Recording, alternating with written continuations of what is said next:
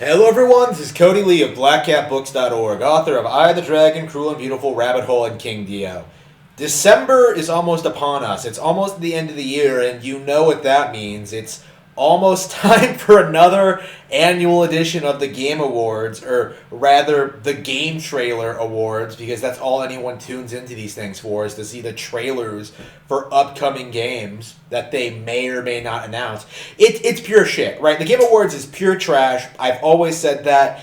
Everyone should be saying that. You really shouldn't be tuning into this show at all. But unless people like me watch it and tell you not to watch it, it is going to keep getting bigger and bigger until the point where it can kind of present itself as being, the gaming equivalent of the Oscars, right? Like something you're supposed to take seriously. No, it is just an advertisement for all of these corrupt companies and yet another method of downplaying Nintendo, especially in 2021, probably one of the best years Nintendo has had in the past decade, right? Like, love 2021. This is legit could have been a year in the 90s. They put out so many good, they put out so much good stuff across so many different genres. Loved everything. Like, great year for Nintendo.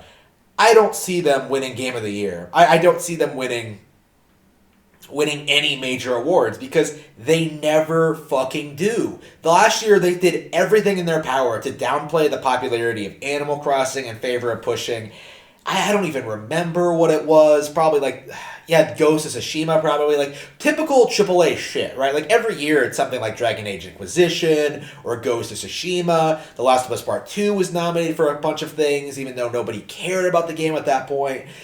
Again, it is an event designed to push narratives onto the consumer, right?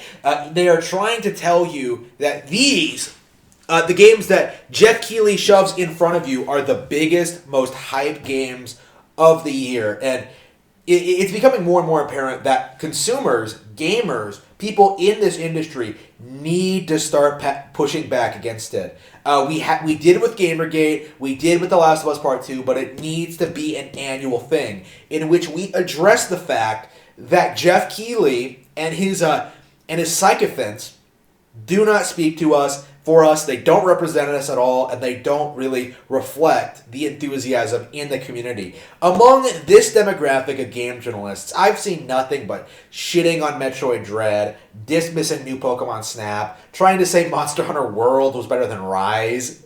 Like, all this, complete nonsense that no one really agrees with.